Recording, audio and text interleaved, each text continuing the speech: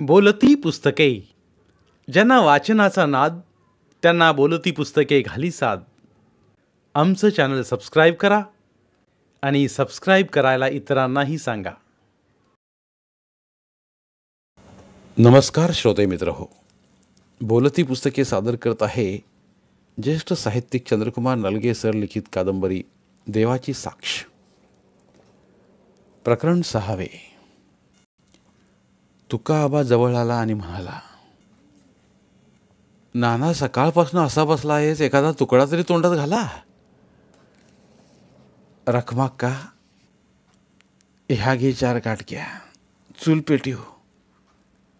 अरे चहा तरी घ्या. लकुळा भजन्या म्हणाला. नाना गप्पच. थोड्या वेळ नाना म्हणाला, तुका आबा काय, मागं निघूया आपण. का? आणि मागं जाऊन तरी काय करायचं? आपल्या मातीत आपली हाडं पडू देत, काय बी होऊ द्याची वाच. नाना धीर सोडू नकस. अरे देवा घरी निघालेली ही वारीच म्हणूया. तुकाराम नाही गेला का? पण आपण तर इतकी संगतीला सुबतीनं मार्ग काढूया. पाठी पोटावर बिराड बांधून फिरणारे भिकारीने आपण यात काय फरक? हे बघ, आपण जिथं आज बिराड उतरली त्या माळाचं नाव काय? विट्टी दांडूचा माळ. पण कुणी खेळलं इथं विट्टी दांडू? 5 पांडव. आपली गत आणि त्यांची गत सारखीच की. पण ते द्यावं, आपण माणसं. होय, पर त्यांचं राज्य गेलं आणि नशिबी असा वनवास आला. भोगता भोगता या आटिंग्या वनात विटीदांडूचा खेळ मांडला. कुठं डोहात उडी घेतली नाही, कड्यावर उभं राहून दरीत झोकून दिलं नाही. खेळ खेळताच डाव जिंकला. वनवासाच्या काट्यावरनं चालत गेले, सोन्याच्या गादीवर चढले. पण ह्या इथं सारं घनदाट जंगल होतं. गुढीपाडव्याचा दिवस इथं या डोहात 5 पांडवाने आंघोळी केल्या. द्रौपदी न्हाली आणि पांडवाच्या मनात खेळ मांडायचं आलं.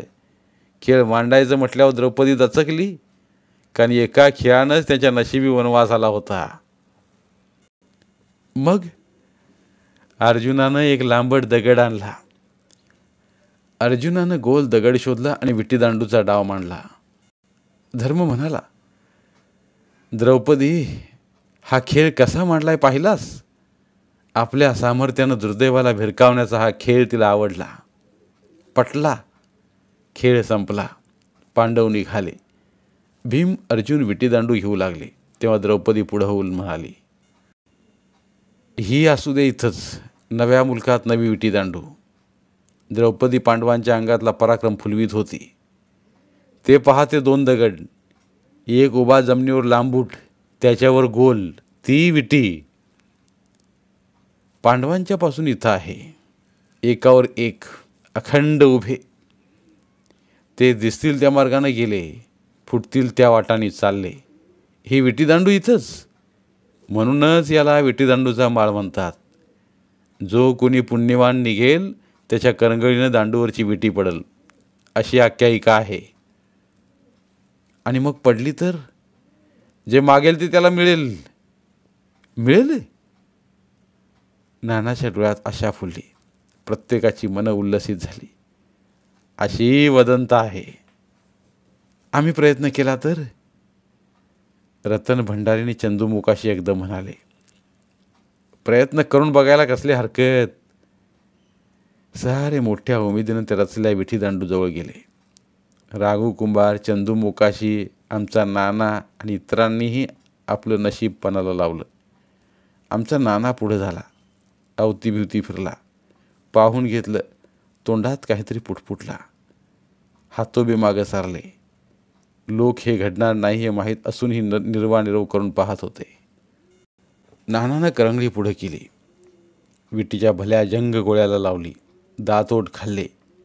करंगळी दुमडून गेली. नानाला घाम फुटला. तरी त्यानं शेवटचा रेटा दिलाच.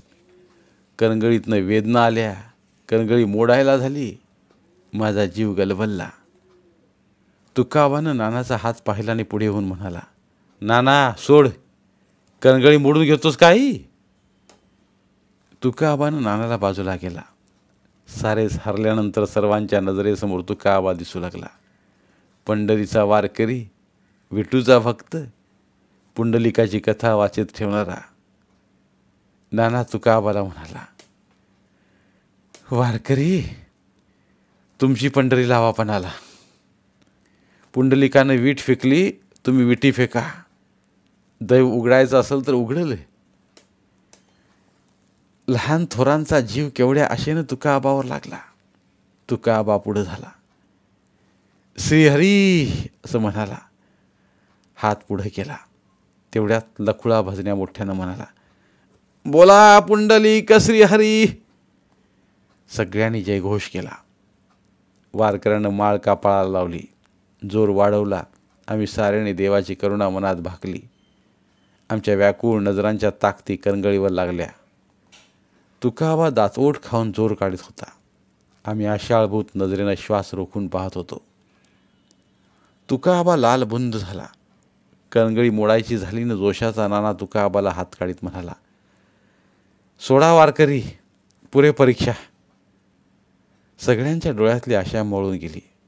हताश पावलानं तळाकडे वळली. मरणकळा साऱ्यांच्या चेहऱ्यावर उतरली होती. माझ्या मनात आलं, देवानं हातानं रचलं दगड माणसांच्या कणगळीनं कसं पडतील. पांडवांच्या सारखंच आमच्या नशिबी वनवास. म्हणजे वाईटच दैवात लिहिलंय काय. आणि असं किती दिवस चालायचं. त्यांचा वनवास केव्हा तरी संपला. ते देव, आपण माणसं, आमच्या हाताचा पल्ला हा एवढा. माणसं माणुसकी विसरलीत. देव आणि भिकारी सारखेच. त्यांना कोणीतरी दान देतो. फक्त देव दान मागत नाहीत. भिकारी दानासाठी हात पसरतात, एवढाच फरक. पण आमच्यासारख्या माणसांना हात पसरता येत नाहीत. विस्तव हातावर खेळून जगावं लागतं. पालखीतल्या देवाला नैवेद्य मिळाला. मगाशी गेल्या कडक लक्ष्मीवाल्यांच्या झोळ्या धान्यानं भरल्या असतील. हवं त्यापेक्षा जास्त अन्न पदरात पडलं असेल. पण आम्ही ही चिल्ली पिल्ली, पोटातली आग डोळ्यातल्या पाण्यानं विझवीत उलट्या जगाखाली बसलोय. त्या पलीकडच्या वडाखालची गोष्ट. कासारणीचं पोरगं रडायला लागलं. तिनं होतं ते तुकडं पोराच्या हातावर ठेवलं. ते खाण्यात रमलं. तेवढ्यात कुठून कावळा आला. झपाटा दिला. एक तुकडा घेऊन उलट्या जगात बसला. हातातला तुकडा कावळ्यानं नेला म्हणून ते मूल हातातला होता तो तुकडा जमिनीवर फेकून रडायला लागलं. थै थै नाचायला लागलं. पण कुत्र्यानं झेप टाकली. पडलेला तोही तुकडा पळवला. पोरग्यानं रागानं अंग टाकून दिलं. ते काकणांच्या झोळीवर पडलं. 5-50 स्त्रियांच्या हातात चढणारं सौभाग्य फुटून गेलं. काकण पिचावं तसं कासारणीचं मन पिचून गेलं. गावातली कोणी माणसं येत मोठमोठ्या माणसांजवळ बसत. त्यांना आमच्याबद्दल दया वाटे. कीव करत, वाईट झालं असं म्हणत. प्रश्न विचारित. कुठून आला, का आला, असं का झालं, आता कुठं जाणार, बाकीची गावं उठली का, ती कुठे गेली, तुमचं वाईट झालं. सटवीनच लिहिलं असेल तसं. जमीनदार खानदान तुमची, आता कुठल्या जमिनी, माळा मुरडावर उतरावं लागलं. आता तिथं जाऊन कसं कर जगणार. सरकारनं पैसा चिक्कार दिला असेल. माणसातनं उठल्यासारखंच की हे जीनं. असं माणसं विचारित. एक एक वादळ मनात उठवीत. हे सारं ऐकायला नको वाटायचं. चिरेबंदी वाड्याचे चिरेबंदी पाय उखडले गेले. त्याच्या झोपड्या झाल्या की अशीच माणसं बोलणार, टोचणार, सलणार, काळजाचं पाणी पाणी करणार. त्या माणसांची दया नको वाटायची. कोरडी सहानुभूती जिवारी भिडायची. वाटायचं खरंच आपण तुटल्या पतंगासारखं कुठं कुठं भरकटत जाणार. काट्या कुठ्यात अडकून त्या आयुष्याच्या चिंध्या चिंध्या होणार की काय. ही अशी माणसं यायची. पण असंख्य जीवघेणे प्रश्न रचून जायची. सलमाच्या भोवती टार्गेट पोरांच्या घिरट्या चालूच होत्या. नवी नवी भर त्यात पडत होती. गावात आवई गेली की लोंबाळच्या लोंबाळ आमच्या या खेलकाण्याकडं लागायचं. यायची ती सलमाला हेरायची, खाकरायची, ओठ दाबायची, डोळं उगाच उडवायची. सलमाच्या माला रझियाम मला हे बरं वाटायचं नाही. तिला सलमाचा राग यायचा. पोराचा संताप हृदयात जाळायचा. पण चार चौघात कसा व्यक्त करायचा? आपणच आपली अब्रू बोलून कशी दाखवायची? ती तोंड दाबून बुक्क्यांचा मार घेऊ लागली. अखेरीस ती सलमाला म्हणाली, सलमी सो जा बाळ, रात में चलना है. बळेबळेच रझियाम्मानं सलमाला पोत्यावर आडवी केली, अंगावर चादर टाकली. रझियाम्मा उठून आमच्या आईजवळ बसली. सलमा तोंडावरनं चादर हळूच दूर करून त्या पोरांच्याकडे चोरून बघत होती. पोरांना फावत होतं. समोरच्या बोडक्या डोंगराच्या टेकडीवर एक छोटंसं पांढरं देऊळ दिसत होतं. त्या तसल्या उन्हात बोडक्या डोंगरावर ते देऊळ भकास दिसत होतं. माझी दृष्टी तिथं लागली. का कुणास ठाऊक मला उगाचच रडावंसं वाटलं. वैजूची आठवण आली. डोळं पाण्यानं भरलं आणि एकाएकी विषयाच्या पावरीचा आवाज कानावर आला. मी डोळं पुसलं. इकडं तिकडं पाहिलं, पण तो निव्वळ भास होता.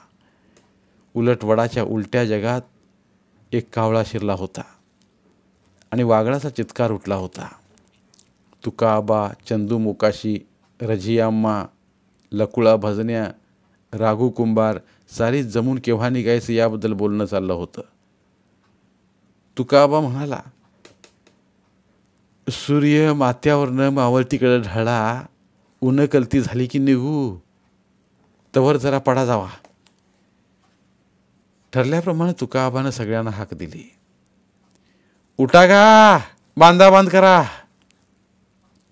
मी आईकडं पाहिलं. तिचा चेहरा पार पडला होता. डोक्यात कसलंच भविष्य ठरलं नव्हतं.